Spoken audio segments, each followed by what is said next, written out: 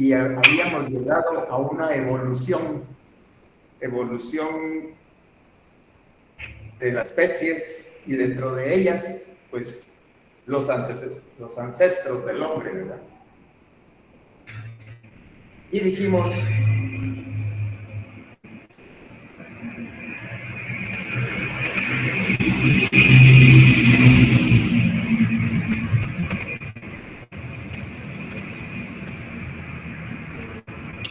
el homínido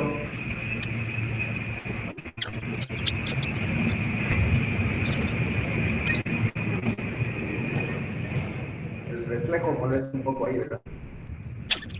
Vamos a ver cómo.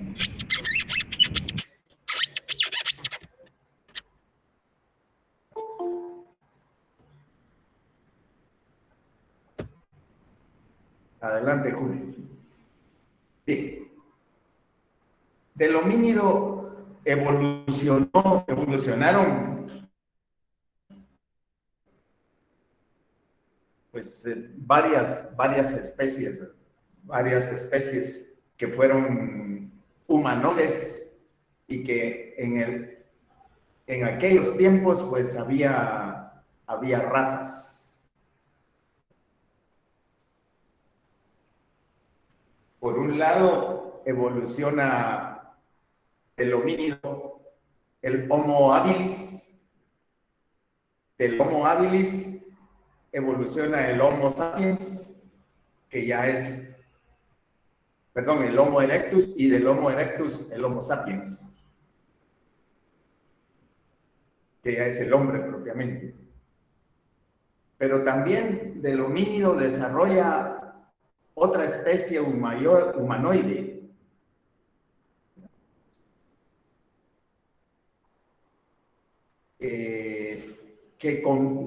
que viven juntos,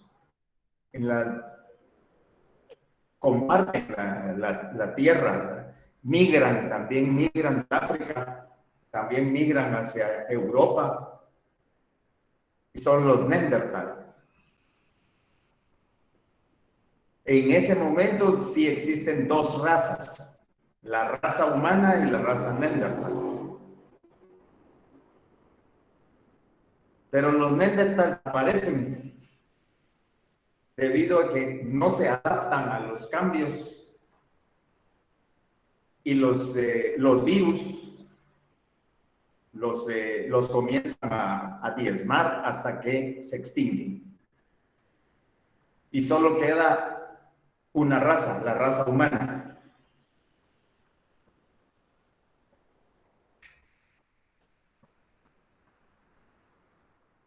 El hombre.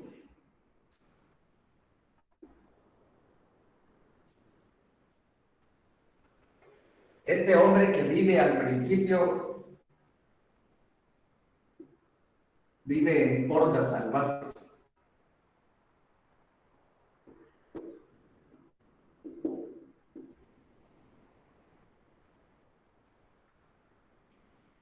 En el bosque tropical. Vive en los bosques.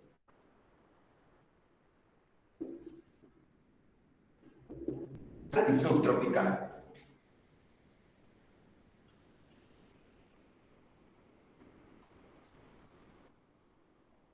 Esa es la primera etapa ya del desarrollo de la humanidad. En esas hordas salvajes, en los bosques buscaba alimento, el bosque le proveía de todo.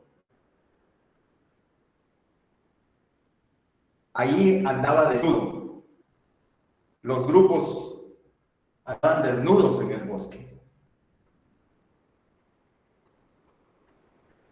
A este periodo se le conoce como infancia del género humano.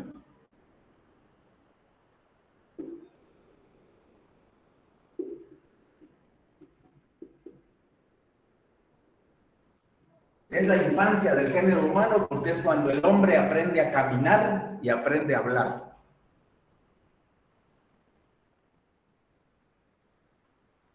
Y el bosque le provee de todo lo que necesita, Y los libros sagrados de todas las sociedades nos hablan de este periodo. La Biblia dice que Adán y Eva vivían en un paraíso. Vivían en el paraíso.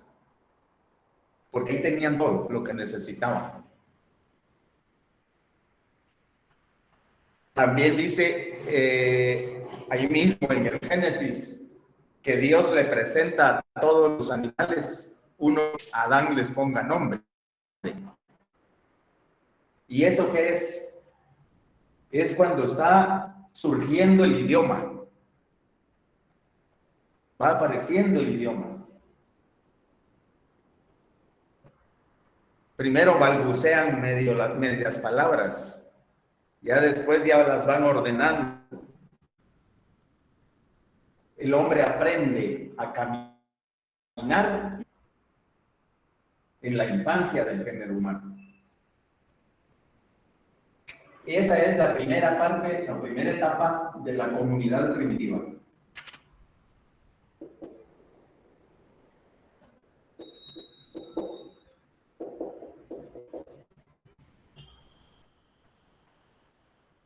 La primera etapa de la comunidad primitiva. Posteriormente, los grupos humanos se organizan. La primera organización social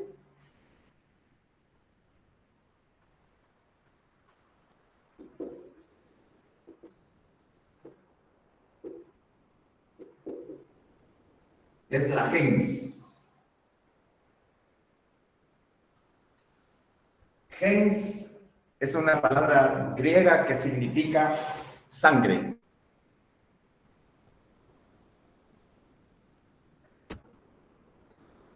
Los grupos son consanguíneos, todos son familiares, todos son hermanos. Todos derivan de un tronco común, que es la abuela. La abuela es la que organiza. Entonces, como es la mujer la que organiza las actividades, aquí se da el matriarcado.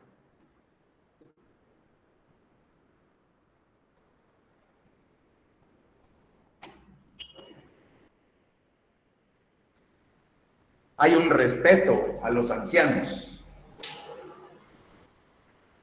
Y la abuela es, todos saben de qué mujer nacieron. Nadie sabe quién es el padre. Porque ahí es una relación consanguínea, donde no diferencian entre hijos, padres, nietos. En un inicio. Posteriormente continúa la organización social, 2 o más gens, cuando ya crecen, surgen otras. 2 o más gens forman la fratria.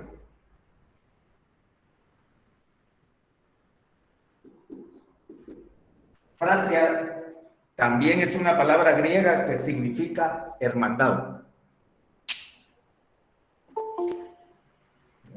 2 o más fratrias forman la tribu.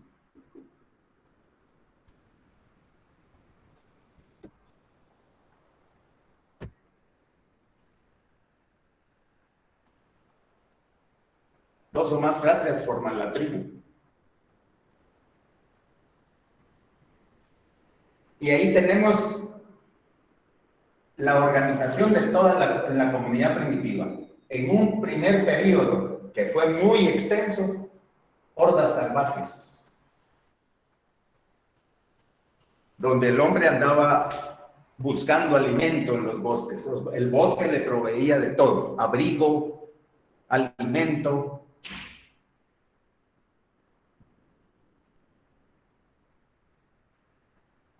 Y ya mencionamos que, por ejemplo, en la Biblia nos dice que Adán y Eva vivían en el paraíso, felices porque ahí tenían de todo. Y aprendieron a caminar y aprendieron a hablar. Aquí ya cuando ya están en la gens, ya comienzan a tener cierta división en sus relaciones.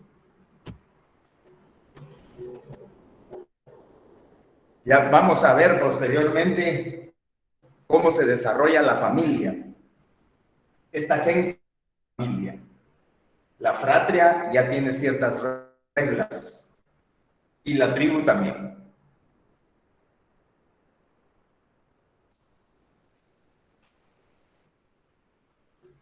En la comunidad primitiva, en esta segunda etapa, ahí se da un desarrollo de las fuerzas productivas.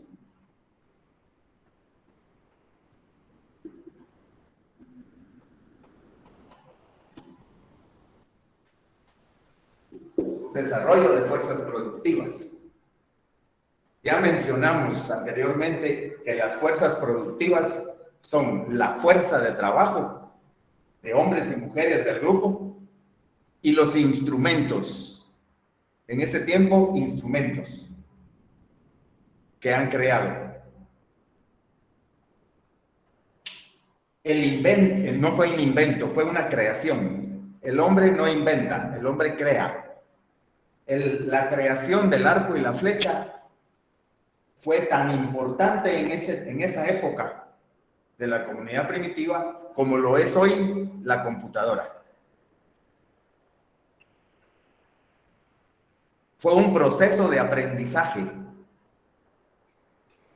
El hombre se da cuenta de que una cuerda tensada tiene fuerza y que amarrada en los extremos de un palo puede lanzar otro palo a mayor distancia y con mayor fuerza. Y si le ponen en la punta una piedra con filo, se ensarta en el blanco. Entonces, fue un proceso de muchos años de aprendizaje y crean ese instrumento que les permite obtener carne más seguido. Y entonces el cerebro sigue creciendo.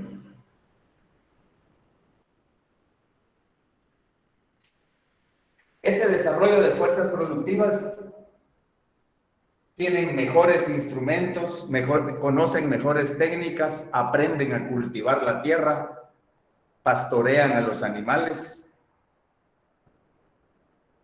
Ese es desarrollo de fuerzas productivas. Entonces, producen más. Al producir más, se incrementa la producción.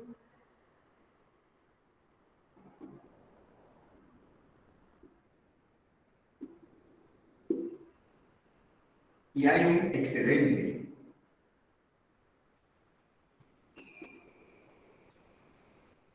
Hay un excedente. La economía en la comunidad primitiva es una economía natural.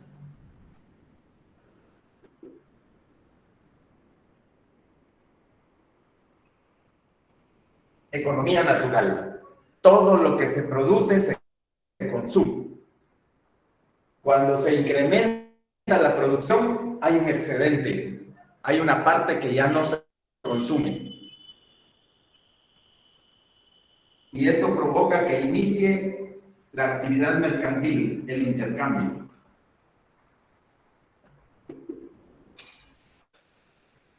Primero con el trueque.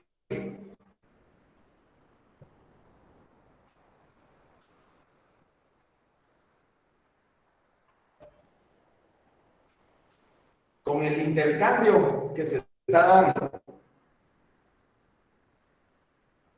Hay una persona dentro de la gens o dentro de la tribu que se comienza a aprovechar. Roba parte del excedente.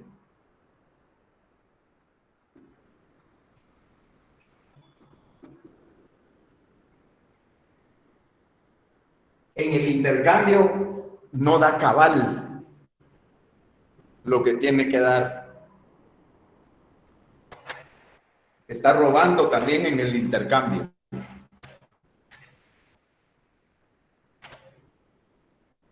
La sociedad entonces aquí comienza a cambiar sus relaciones sociales. ¿Cuáles son las relaciones sociales en la comunidad primitiva, como una economía natural? Relaciones de colaboración y ayuda mutua. Colaboración y ayuda mutua.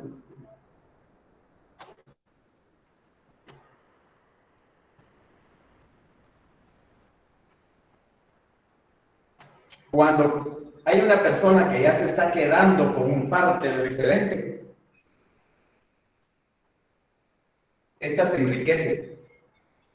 Entonces, la sociedad de ese tiempo, esa sociedad primitiva, comienza a dividirse en clases.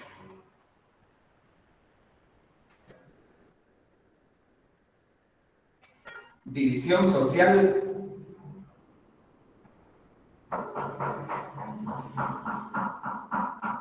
en clases.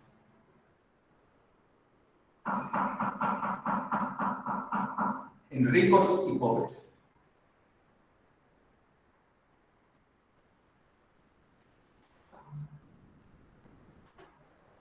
Y se ve ahí, ¿verdad? Sí. La sociedad comenzó a dividirse en ricos y pobres.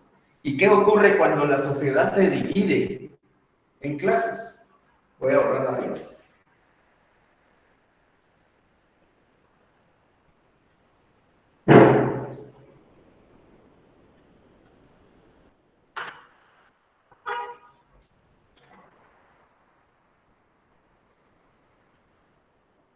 Cuando se da esa división de la sociedad en clases,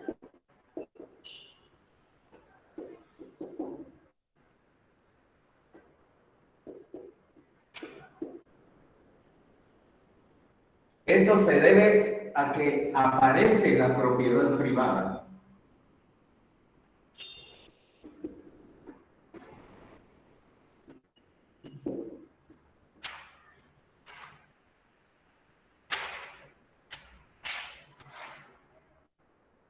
Aparece la propiedad privada como consecuencia de que alguien se está apropiando del excedente y el excedente surgió por el desarrollo de fuerzas productivas.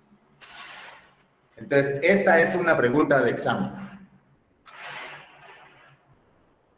¿Qué provoca el surgimiento de la propiedad privada?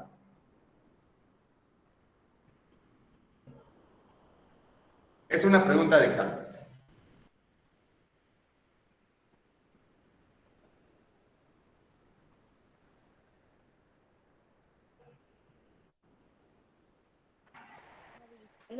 ¿Quién me dice? ¿Sí? La división La división de las clases sociales. No les qué. La división de las clases sociales, ¿no? La división de la sociedad en clases. No, la división de la sociedad en clases se debe a que al ya desarrollo de fuerzas productivas, hay propiedad privada. ¿Pero qué originó la propiedad privada? el desarrollo de fuerzas productivas. El desarrollo de fuerzas productivas. Esa es la respuesta. O sea, el desarrollo de fuerzas productivas da como consecuencia el aparecimiento de la propiedad privada. Cuando aparece la propiedad privada, los que se enriquecieron necesitan de alguien que les defienda, alguien que proteja su propiedad.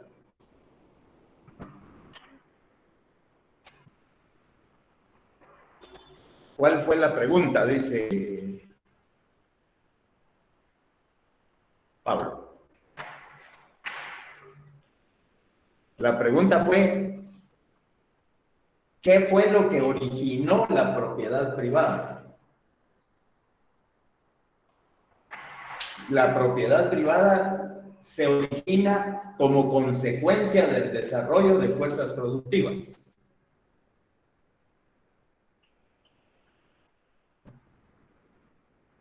Las relaciones sociales cambian. Las relaciones de colaboración y ayuda mutua comienzan a cambiar cuando ya está la propiedad privada con relaciones de explotación.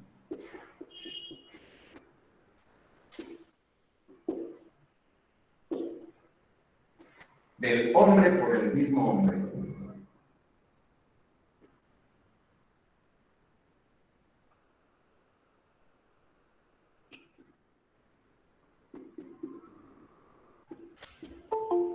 Entre paréntesis podemos poner relaciones esclavistas.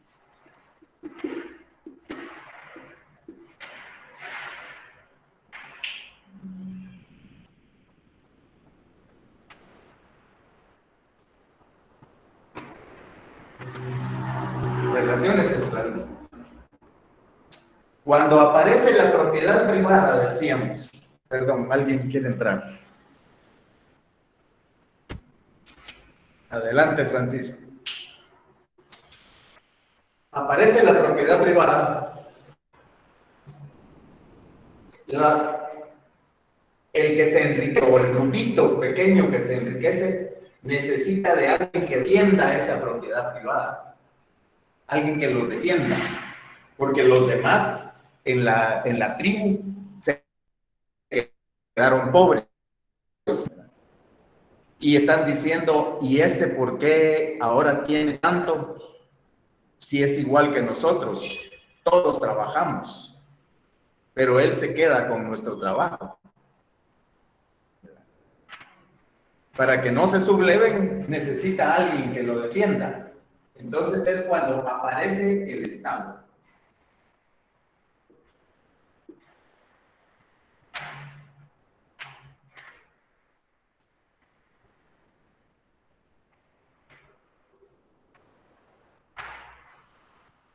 Esta es otra pregunta de examen. ¿En qué lugar y en qué momento surge el Estado?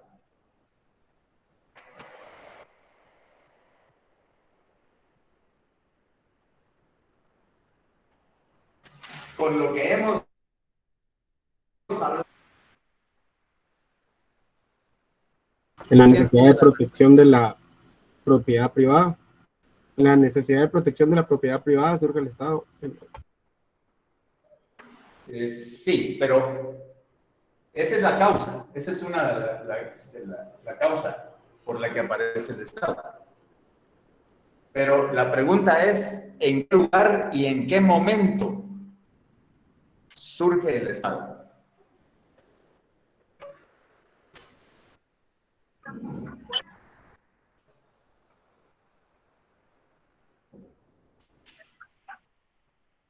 Esclavismo.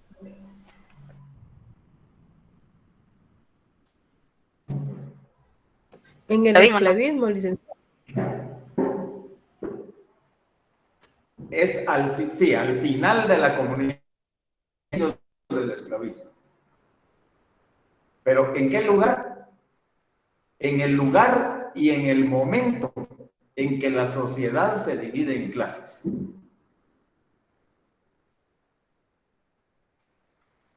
O sea, no importa cómo se llame el lugar.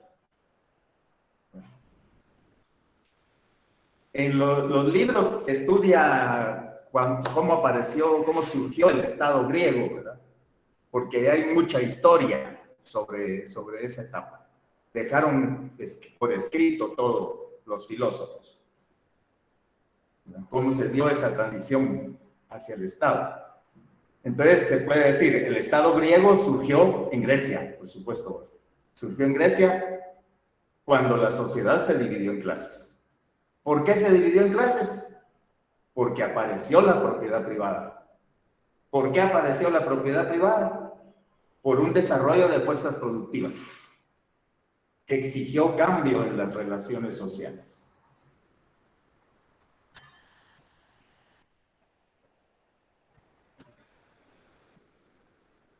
Entonces, el Estado surge en cualquier lugar donde haya surgido. Ya sea el Estado, si surgió en China o en India, en el Medio Oriente, en Egipto, en Grecia, en Atenas, Esparta, Roma. El Estado surge en el lugar y en el momento en que la sociedad se divide en clases.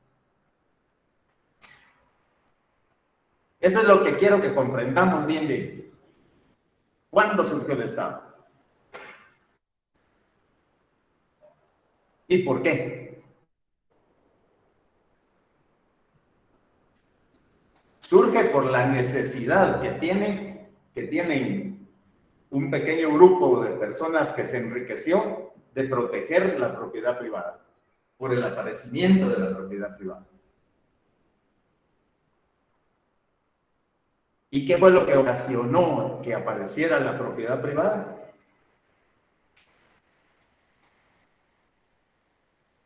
El desarrollo de fuerzas productivas. Cambiaron las relaciones sociales de producción.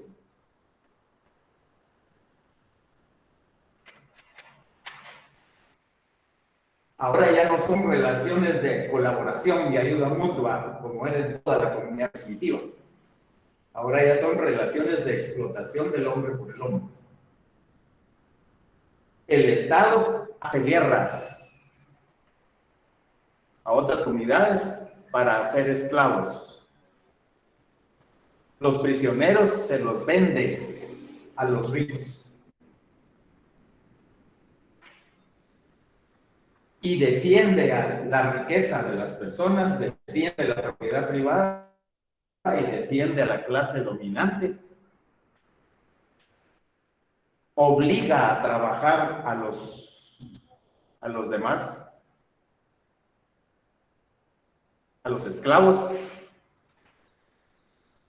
Y entonces aquí cambia el modo de producción de un modo de producción de la comunidad primitiva al modo esclavista.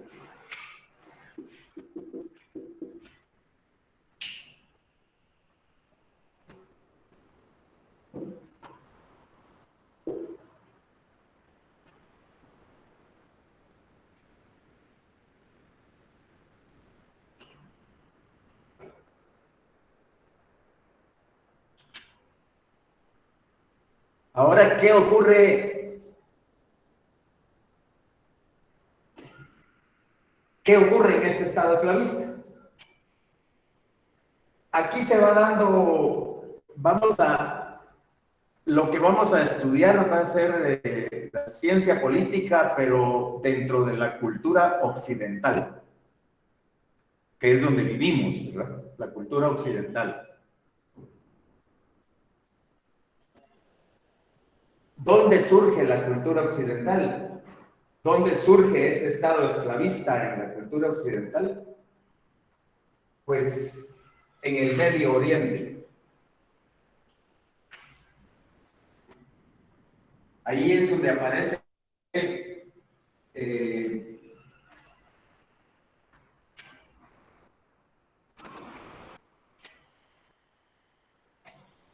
la cultura sumeria, sumerios,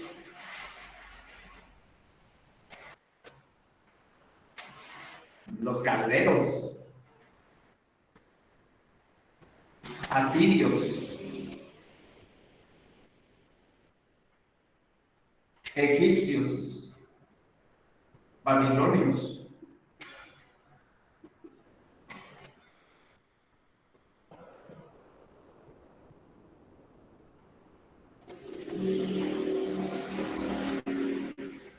Estas culturas van apareciendo conforme se van desarrollando, conforme el desarrollo de fuerzas productivas se va dando en cada una de estas.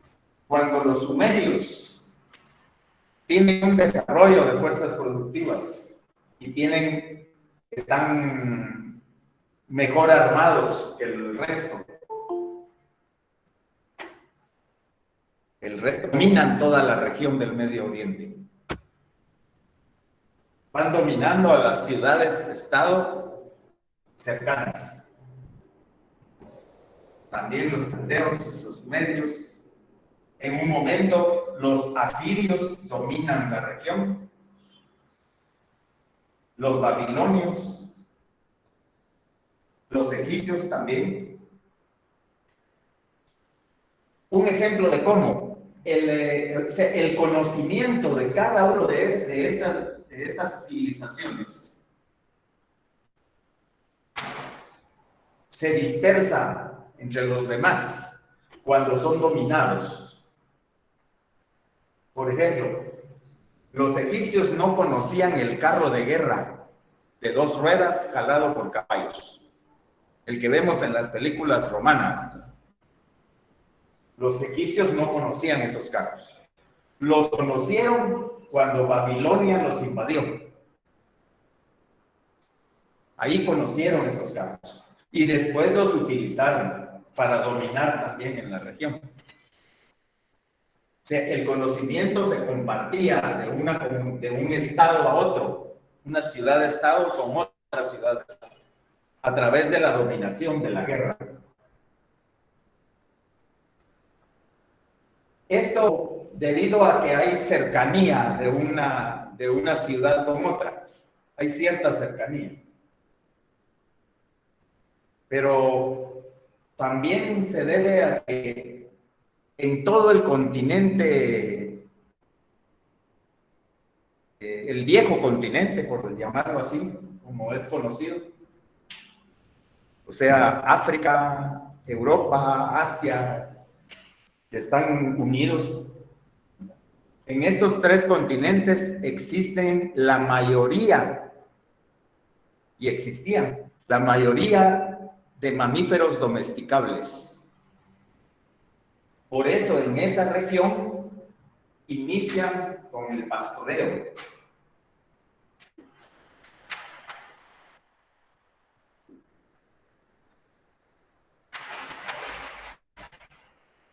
Llevan a pastar al ganado a donde hay agua y comida.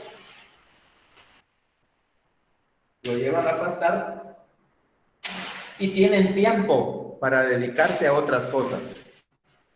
Dedicarse a pensar cómo dominar a los otros pueblos. O en el comercio.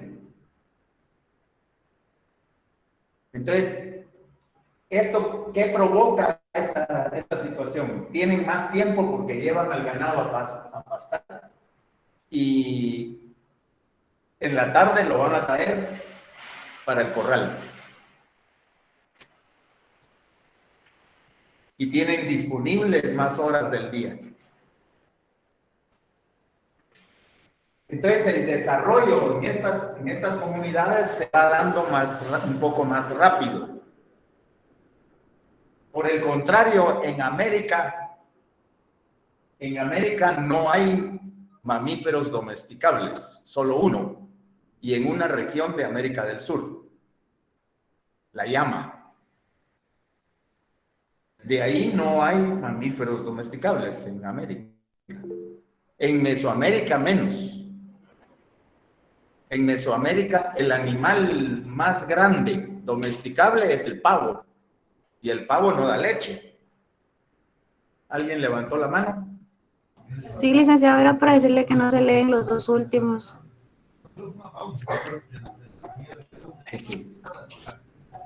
Perdón, espérenme. Gracias.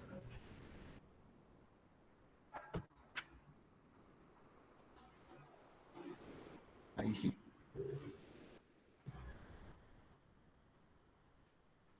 Bien, entonces, del otro lado del mundo, en el viejo continente, que existen la mayoría de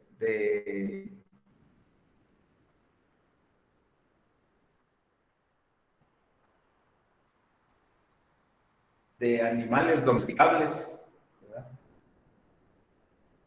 Se da ese desarrollo un poco más rápido. En América el desarrollo se da más lento. porque aquí no hay animales domesticables para utilizarlos para la carga. No hay animales que den leche. Solo está la llama en la parte de los Andes, en Sudamérica. Entonces, aquí en América lo que se desarrolla es la agricultura con riego. Pero hay que preparar la tierra, hay que sembrar, hay que esperar a que crezca para cosechar. Entonces requiere más tiempo y más trabajo. Hay que estar limpiando los surcos, abrir los surcos, sembrar, estar limpiándolos, cuidando las siembras. Entonces, eso explica por qué América desarrolló de una forma más lenta, que cuando vinieron los europeos a América, se encontraban saliendo de la comunidad primitiva.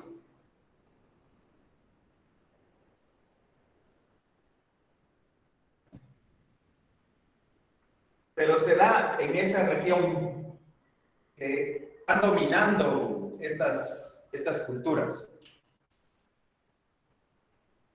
Y posteriormente, toda esa región también es dominada por los griegos. Grecia, con Alejandro el Grande,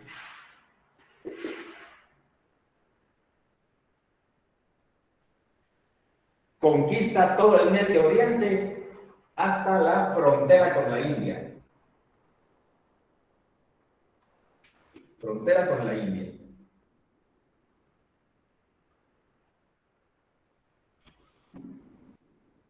Y Grecia es la que absorbe todo el conocimiento de toda esa región. Aquí están los filósofos griegos.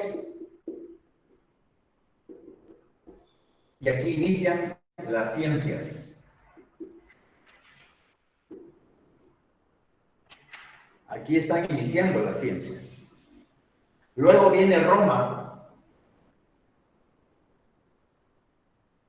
Conquista Grecia.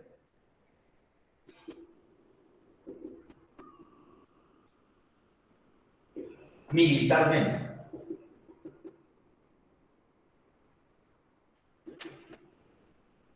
Pero Grecia conquista a Roma culturalmente.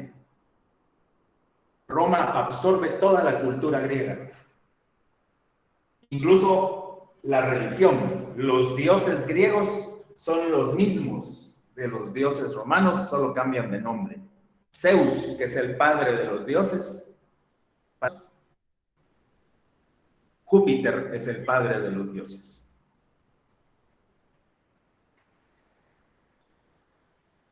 Aquí se da entonces, ya vamos llegando al final de esta parte.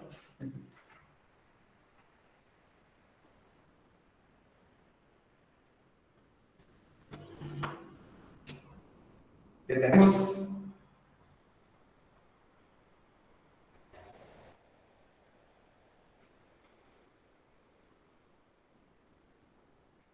el Imperio Romano. Este es el mar Mediterráneo. El mar Mediterráneo. Aquí está Roma. Cuando nace el Estado romano, se va extendiendo cada vez más. Se extiende. Hasta dominar el norte de África, el Medio Oriente y gran parte de Europa.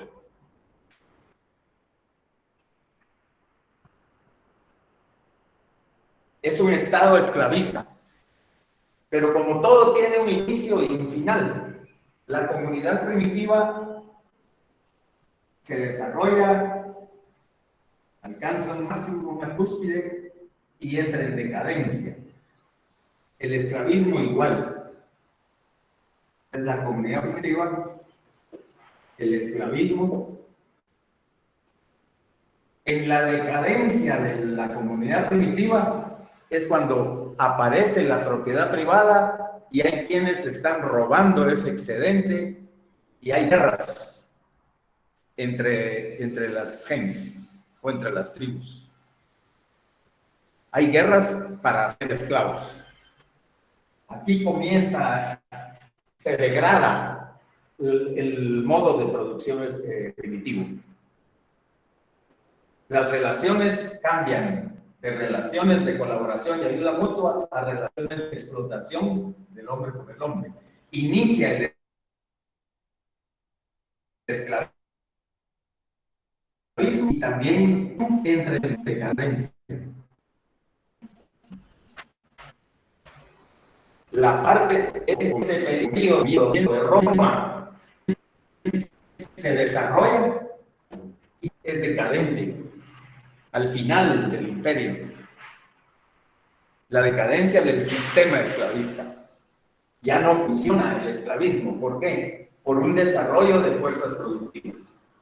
Nuevamente, se han ido desarrollando las fuerzas productivas. Desarrollo de fuerzas productivas. Eso provoca un excedente. Se incrementa la producción y hay un excedente. Pero este excedente no se puede vender en otras partes. El excedente que hay en el Imperio Romano no lo compran los germanos, ni los eslavos, ni los godos, ni los visigodos. Tampoco lo compran en el Sahara los bereberes y otras tribus del Oriente. Porque ellos están en la comunidad primitiva, saliendo de la comunidad primitiva. Todo lo que se produce se consume. Ellos no compran nada. Entonces, ese excedente no se puede vender. Se comienza a perder. Y es caro mantener a los esclavos. El precio del esclavo se eleva. No se les puede esclavizar a estos pueblos porque todavía cambian de lugar sus aldeas.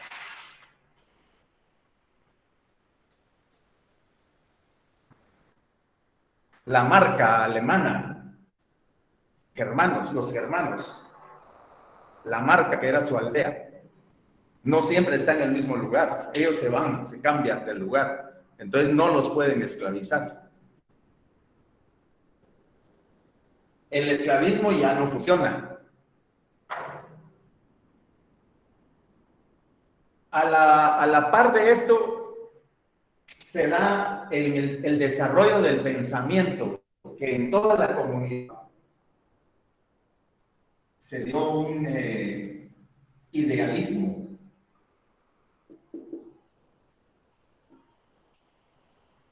Un idealismo. Cuando el hombre desconoce todo de la naturaleza y a todo le pone nombre de dioses. El dios del fuego, el dios del trueno, el dios del agua, el dios de la tormenta, el dios de... Todo tiene nombre de dioses. Ya en la etapa esclavista, este idealismo se convierte en un idealismo objetivo. Es un idealismo real, que lo consideran real.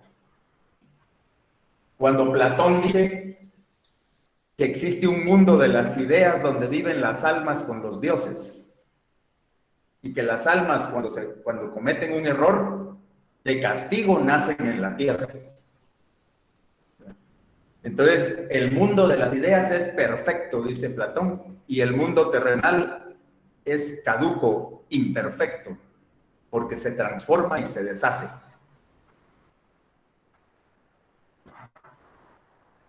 Este idealismo objetivo, dentro del idealismo objetivo, en el esclavismo, en la etapa esclavista en Roma, aquí en el Medio Oriente, surge el cristianismo.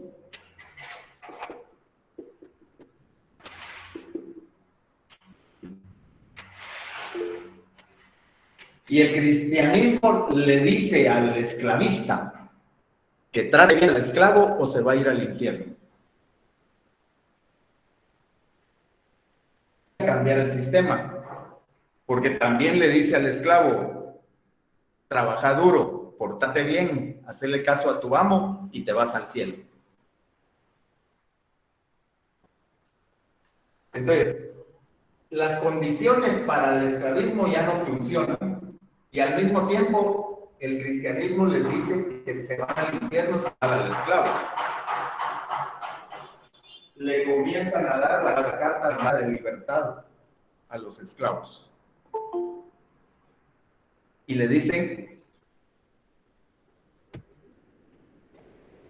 ahora sos hombre libre, te podés quedarte en mi tierra, cultivarla, alimentar a tu familia y me pagás una parte de la cosecha. Y los otros días de la semana vas a trabajar mis otras tierras. Entonces ahí las relaciones cambiaron. Relaciones están cambiando de relaciones de servidumbre.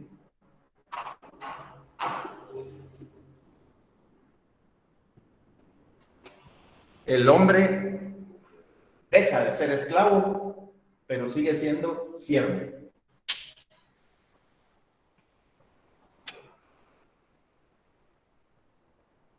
Cuando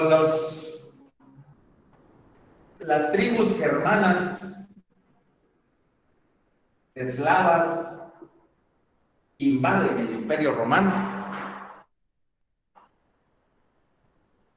ellos están transitando de la comunidad primitiva y están conquistando esas tierras. Ellos tendrían que esclavizar, pero encuentran que en todo el Imperio Romano ya no funciona el esclavismo.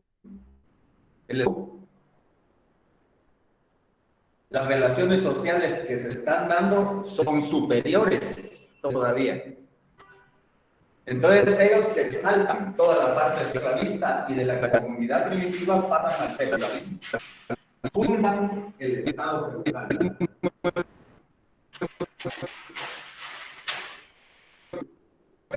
Caduco.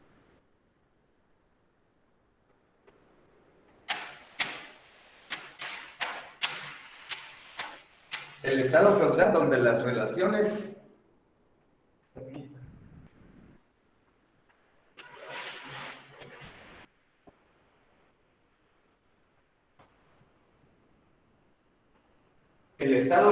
donde las relaciones sociales son de servidumbre, ya no esclavistas. Donde hay un dueño de la tierra, que es el señor feudal. Y los campesinos siervos siguen siendo campesinos de ahora en el nuevo estado feudal. Proveedores de todo lo que se necesita.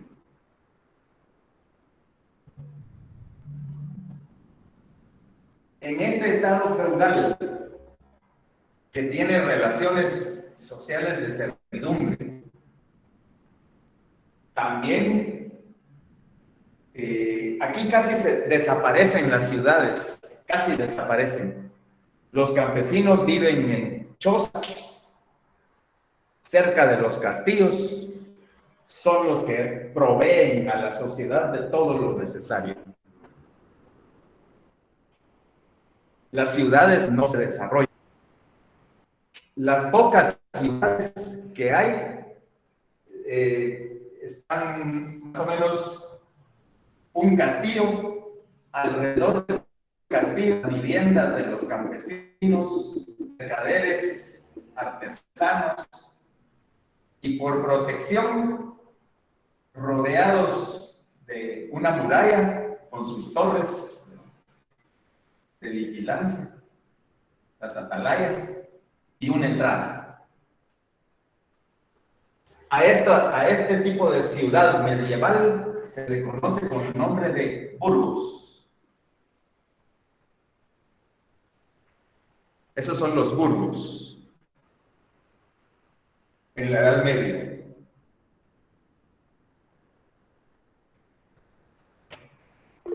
Cuando se da el desarrollo de fuerzas productivas, que ese es constante, ¿verdad? Las fuerzas productivas nunca dejan de desarrollarse. Kimberly, dígame.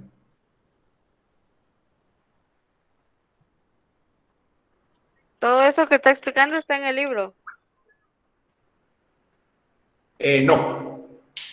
Esto es para ya entrar de lleno a lo del libro. El lunes empezamos con el objeto de estudio de la ciencia política. Es la primera unidad. Bueno, Pero ahí gracias, Lick. ya vamos a hablar de leyes, categorías, el Estado, el poder, la propiedad privada,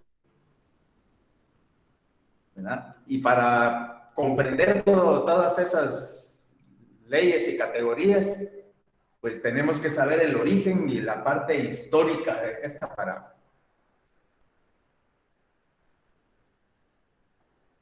para comprenderlo mejor. Lick, perdone. Sí, ¿quién me habla? Yo, perdone que le interrumpa.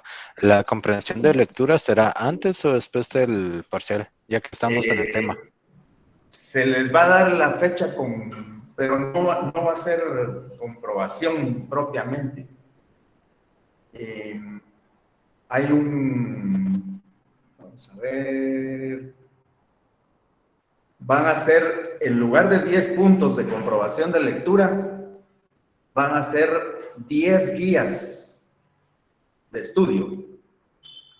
2 guías por cada unidad. Para el examen parcial van a ser 5 guías las que van a entrar al examen. Esas se las voy a trasladar, si no mañana, el sábado. O el lunes les voy a dar propiamente el enlace para la clase de Classroom que vamos a usar. Y ahí en Classroom van a subir ustedes las guías ya contestadas. Comprendo. ¿Y no sabe hasta qué unidad viene el parcial para empezar a leer? La primera y segunda unidad son para el examen parcial. Muchas gracias, le agradezco. El primero.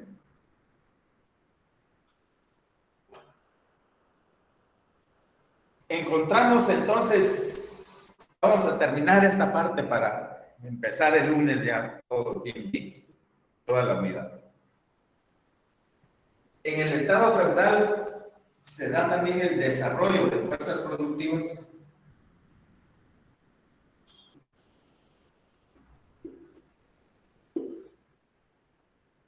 Por lo tanto, hay un excedente.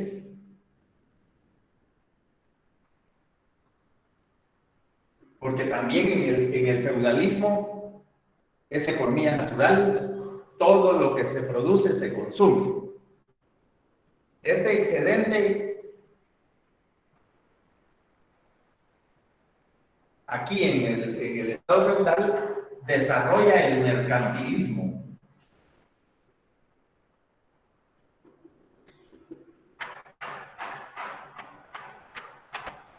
Entonces, hay 3 personajes que viven en los burgos. Los mercaderes,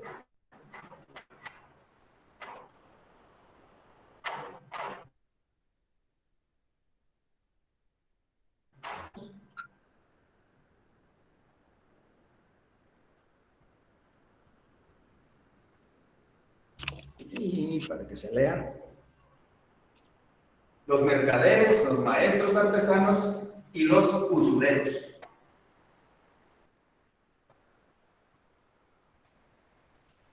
Estos 3 son los que acumulan capital.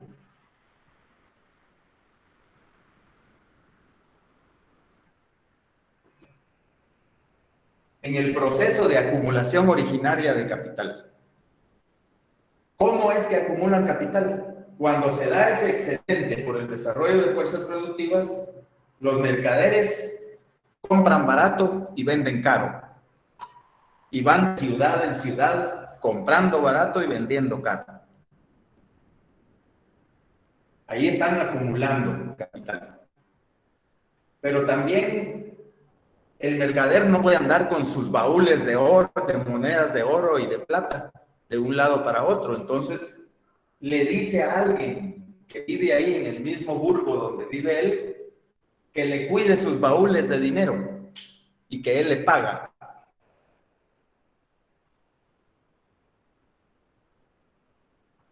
Y esta persona es el usurero. Cuando mira que el mercader se tarda 3, 4, 6 meses y a altas tasas de interés, se desarrolla la usura. Y él también está acumulando capital. El maestro artesano, como ya está circulando el dinero, le hacen pedidos de sus artesanías. Le hacen.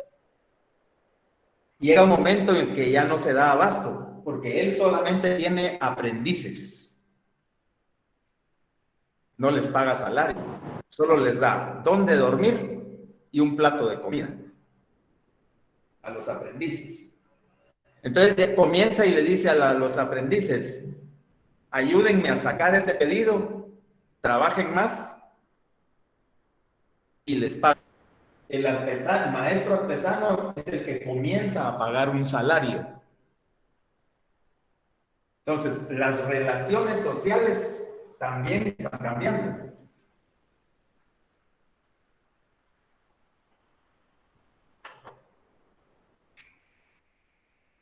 Se dan entonces relaciones asalariadas.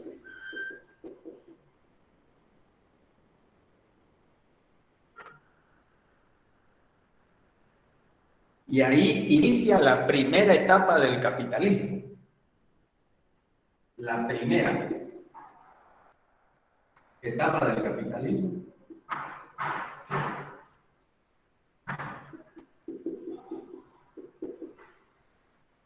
es el mercantilismo.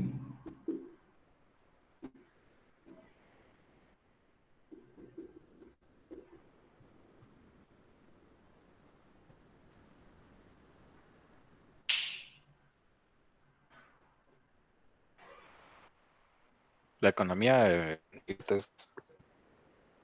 Perdón, Camilo. la economía de amiguetes le llaman. Economía de amiguetes. Ajá, de amigos. Solo se vuelven ricos los que son amigos. Bueno, sí. Sí, sí. En la etapa mercantilista. La verdad que sí, porque el mercader es amigo del usurero y los dos son amigos del artesano.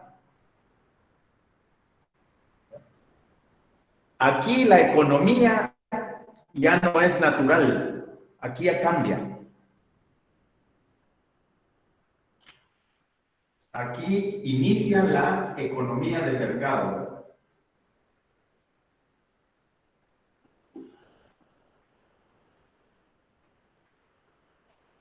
Se produce para la venta, se produce para el mercado, no para el consumo.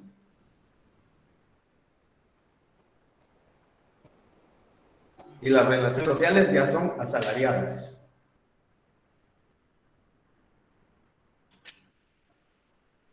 En el capitalismo entonces hay varias etapas. La etapa mercantil es la primera.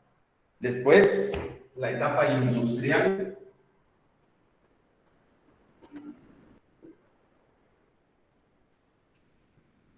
La etapa financiera.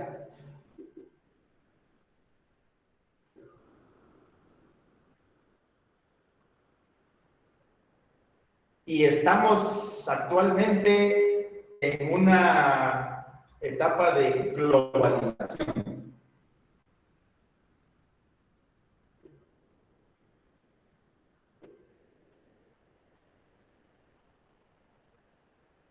Después de la etapa de globalización, al capitalismo ya no le queda mayor cosa. El capitalismo se encuentra en su etapa de decadencia, ¿verdad? A eso se debe. Al final de cada modo de producción siempre hay periodos violentos. Y hoy en el mundo entero encontramos que hay violencia, que es una categoría de la categoría política. Hay violencia.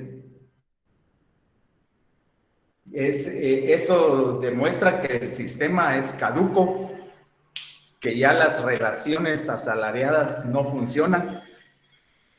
Sí, y nos podemos dar cuenta de que el salario en Guatemala tiene ya varios años de que no cambia. Está estático. No hay incrementos salariales. Ya no funciona. No quieren pagar salarios. No quieren explotar a la población sin pagarle salarios. Y le pagan porque están obligados por ley a pagarlo.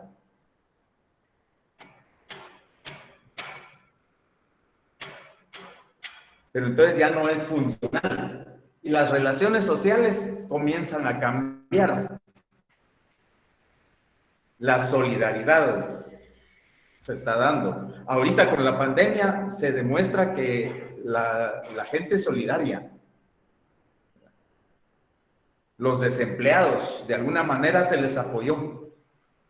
Unos recibieron bonos, otros... Y quienes decían que sacaban ventas de comida y personas que les consumían para ayudarlos. O sea, las relaciones se están haciendo más sociales. Entonces tendrá que cambiar. En el mundo entero se están dando esas transformaciones. En Latinoamérica, esa transformación se está dando desde hace varios años antes de la pandemia. Inició en Chile,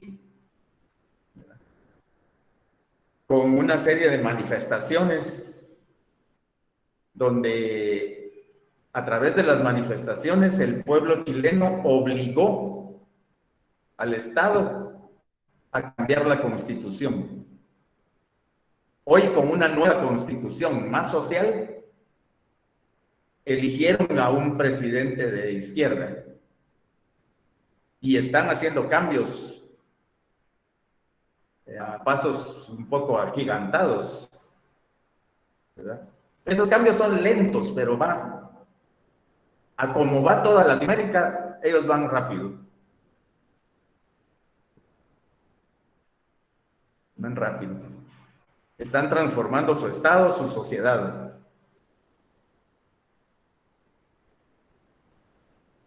Se dice, Estados Unidos dice que está iniciando una dictadura en Chile.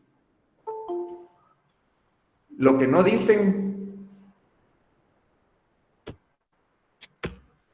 Ahí está. Lo que no dicen es que todo Estado es una dictadura.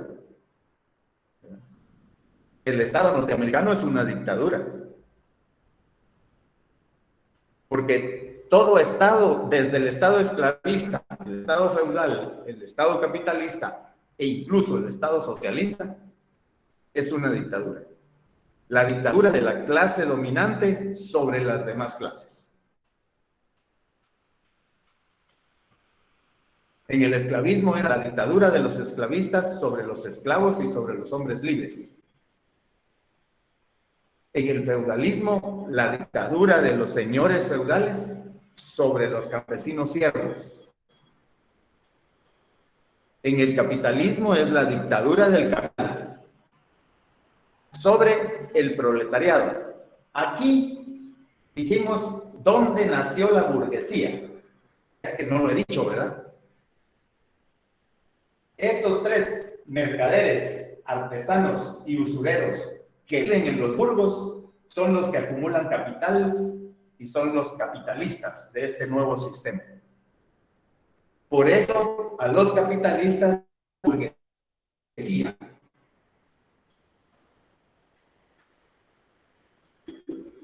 porque nacieron en los burgos.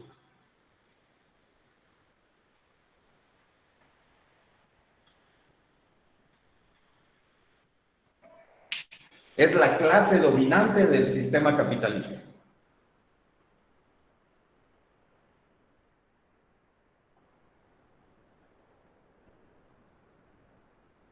En estos primeros inicios, los asalariados eran los trabajadores y se les explota y se les esclaviza.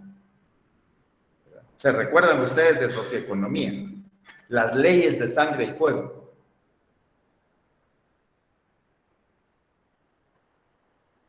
Ese periodo de leyes de sangre y fuego, donde se legisla para obligar a las personas a trabajar.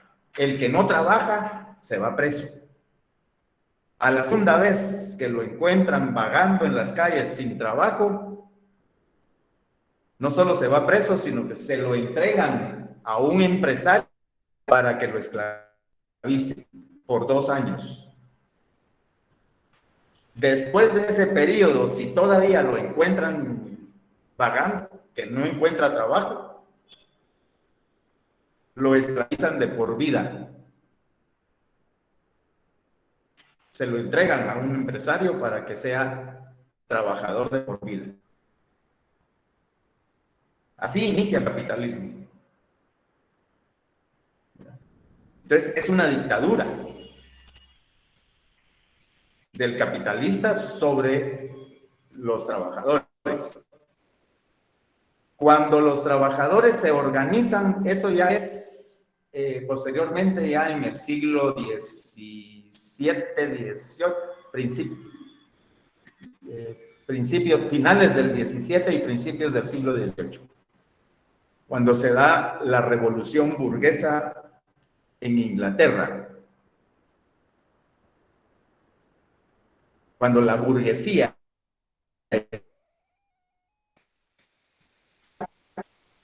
ahí los trabajadores se organizan, toma el poder del Estado, sindicatos. Cuando el trabajador ya adquiere conciencia de cuál es su realidad en el mundo capitalista, entonces ahí se le conoce como la otra clase social, que es el proletariado. Mientras no tenga conciencia y no se organice, simplemente trabajador, asalariado.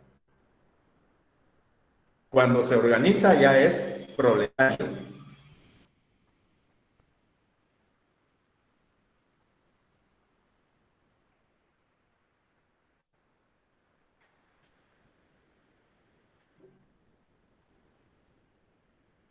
Hoy en estos días que estamos viviendo, pues ya tenemos un desarrollo de fuerzas productivas lo suficientemente elevado como para que las relaciones sociales cambien. De asalariado a relaciones más sociales. No necesariamente tiene que ser socialismo, no tiene que ser comunismo. Cualquier forma de desarrollo que surja, cada sociedad va a escoger, según sus propias necesidades, a qué va a desarrollar. Puede ser un desarrollo con la cosmovisión maya. La visión maya no es socialista, tampoco es comunista y no es capitalista.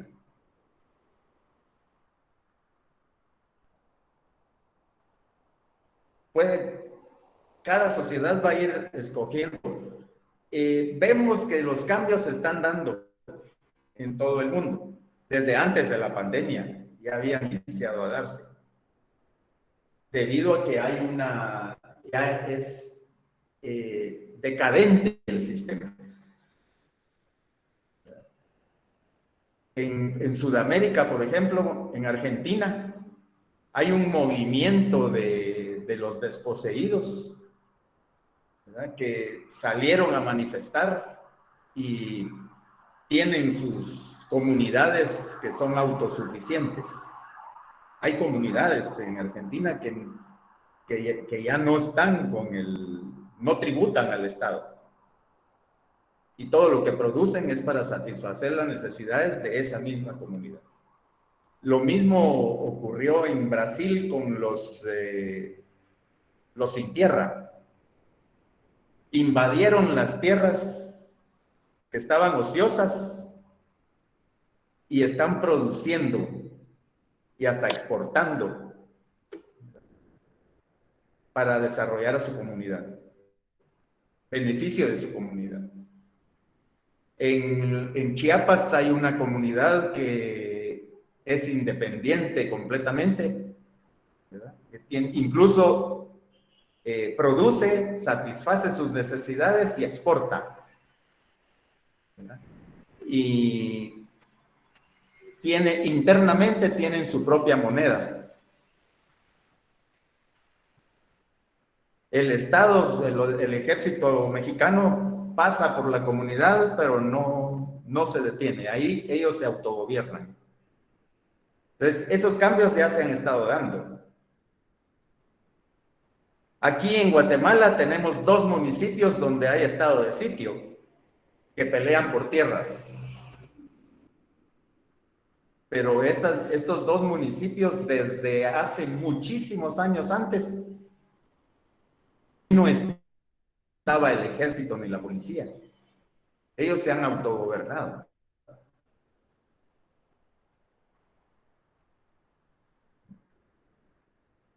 Ha habido cambios en ese sentido. Las relaciones sociales tienden a cambiar, pero cada sociedad tiene que ir escogiendo cómo.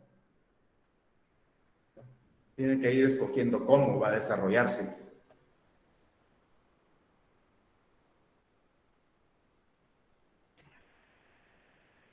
Hoy con las sociales,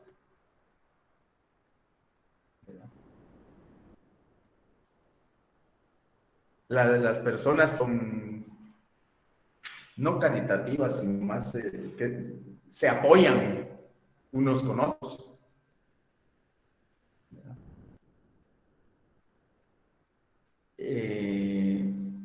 Y es como consecuencia de la decadencia, que el sistema que ya no funciona, que ya no satisface las necesidades de nadie, más bien crea pobreza y más pobreza cada día.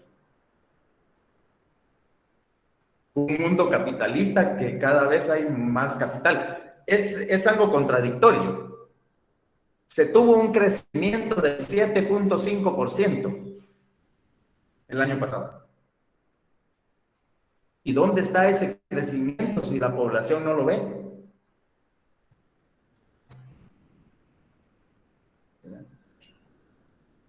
O sea, una distribución de la riqueza no hay. La riqueza se sigue acumulando en pocas manos. Medio la distribuyen con la corrupción a los funcionarios. Pero la población cada vez está más pobre. Los salarios están estáticos, congelados. No hay incrementos salariales.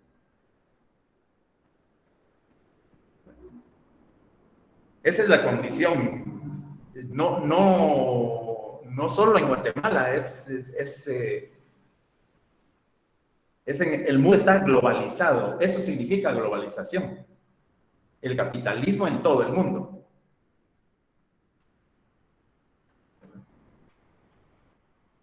El mundo está globalizado.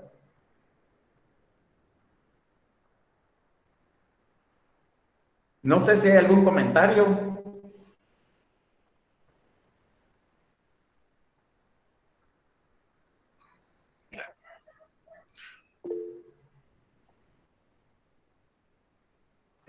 Vamos a ver. Camilo levantó la mano.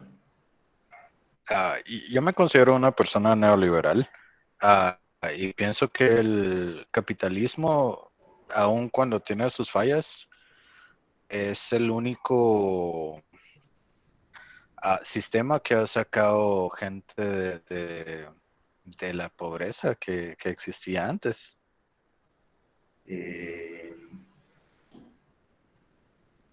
porque Bueno, aquí en el curso vamos a comprender bien qué es liberalismo, qué es neoliberalismo.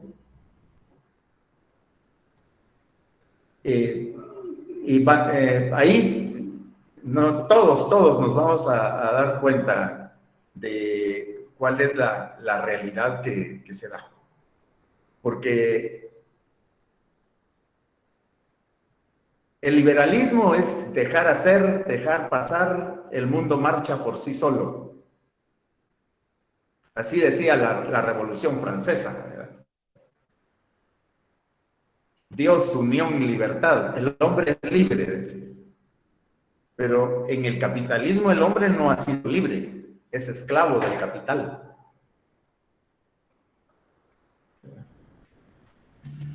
El neoliberalismo, bueno, la no intervención del Estado también dice el liberalismo, que el Estado no interviene en nada en la economía.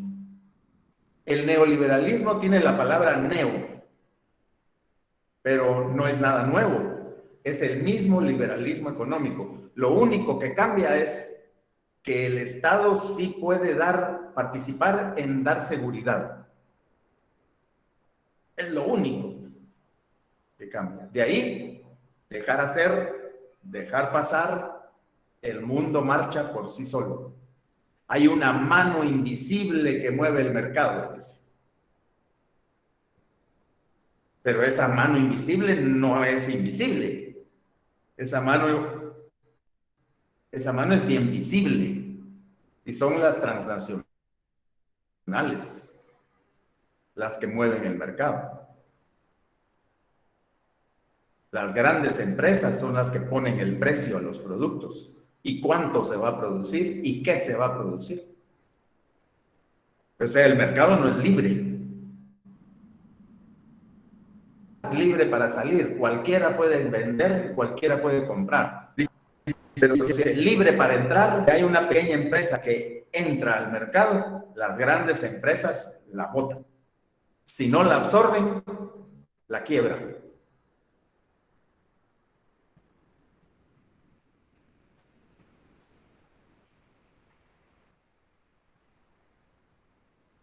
Pero de eso vamos a hablar en el...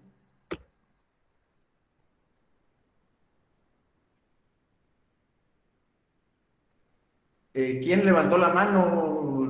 Leslie. Respondió mi pregunta. Es que quería decir que pensaba que sí, licenciado, lo que pasa es que siento que si el capitalismo desaparece y eso, como estaba mencionando de los dos municipios que se gobiernan ellos solos, como que habría más desorden y eso, la seguridad ya no sería como que el Estado si no interviene, entonces la gente puede hacer lo que quiera y se vuelve como loca. Bueno, eso ya sería anarquía. Cuando cada quien hace lo que le da la gana, eso es anarquía. Ya no siguen reglas. Pero igual no puede ser individual, sino como ciertos grupos, ciertas asociaciones que se agarran unos con otros, tipo así, decía.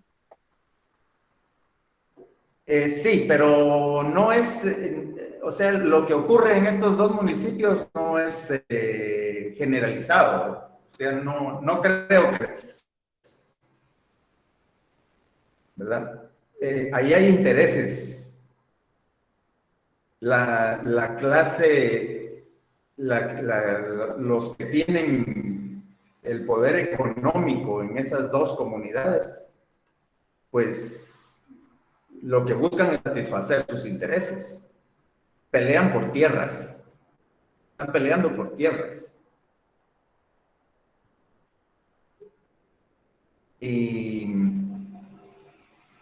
ahí hay un grupo. Ahora, el Estado, lógicamente, el Estado no ha participado en esos dos municipios desde hace muchos años, porque la misma población sacó al ejército y a la policía en la época de la guerra.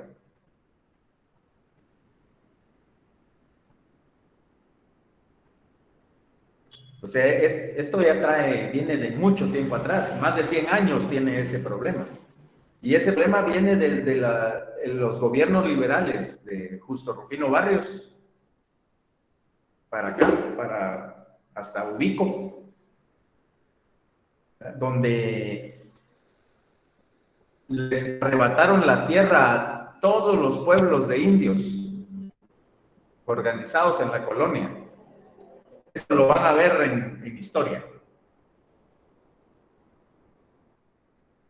Como en la reforma de 1871, busca tierras para cultivar el café, lo que hace es quitarle las tierras comunales a los pueblos.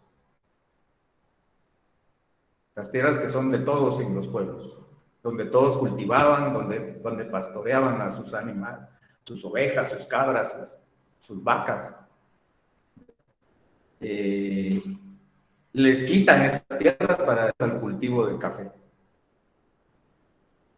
Y desde ahí, de estos dos municipios, tiene el problema de los límites, el Estado los fijó a su antojo, ¿verdad? Para quedarse con algunas tierras.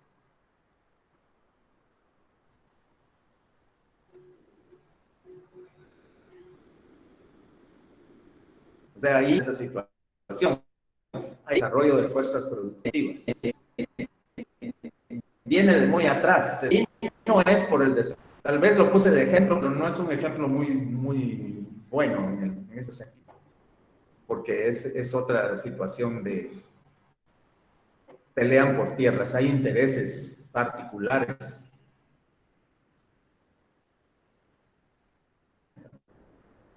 Ahora, el sistema, tarde o temprano, tendrá que terminar, como todo. Comunidad primitiva, esclavismo, feudalismo, capitalismo, la parte decadente de cada uno, hay violencia, y estamos en ese periodo de decadencia. ¿Cuándo va a cambiar? No sabemos. No sabemos. Ha habido periodos de tiempo. La comunidad primitiva cambió al esclavismo más o menos en el año 3000 antes de Cristo.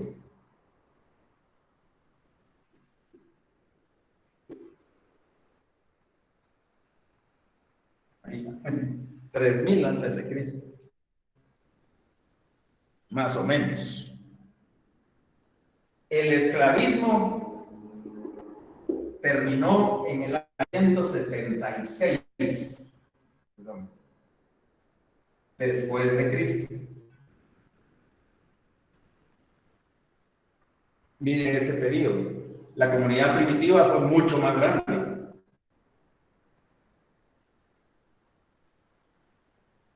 El feudalismo cambió, terminó ese periodo en 1456, con la caída de Constantinopla en poder de los turcos.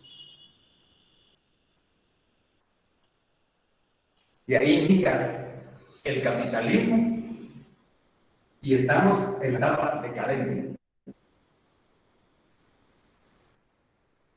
2022. No va a cambiar este año, no va a cambiar el año entrante. Hay un pensador, un economista mexicano. Yo creo que ya se los había comentado el día anterior.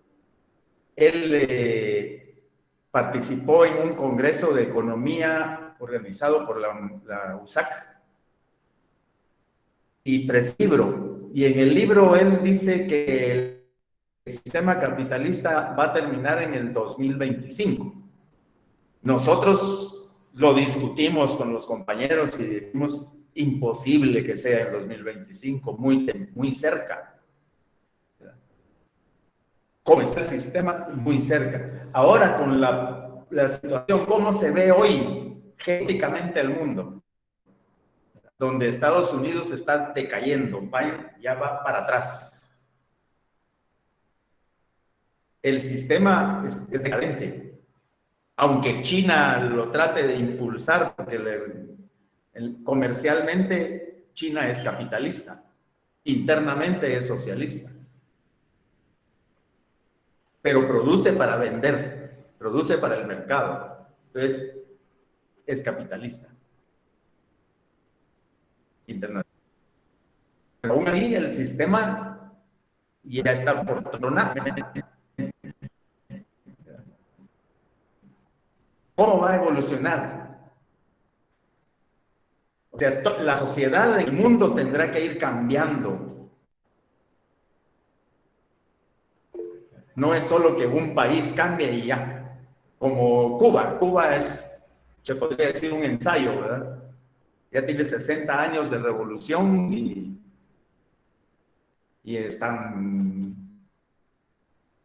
ha subsistido. Donde la clase dominante ahí ya no es la burguesía, la clase dominada son los hoteles, los apresan, son los que salen y migran. La clase dominada. Pero la mayoría es la burguesía. Ellos son los que son los trabajadores, pues tienen casa, comida, trabajo, salud, educación.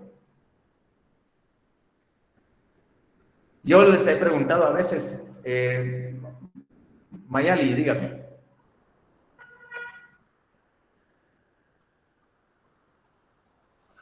Lisa, perdone, ya es a las 7:05 y tenemos que pasar en el siguiente salón. Sí, gracias por avisarme. Quedémonos aquí y el lunes ya vamos a iniciar con la primera unidad y vamos a el link de acceso para el aula de clase.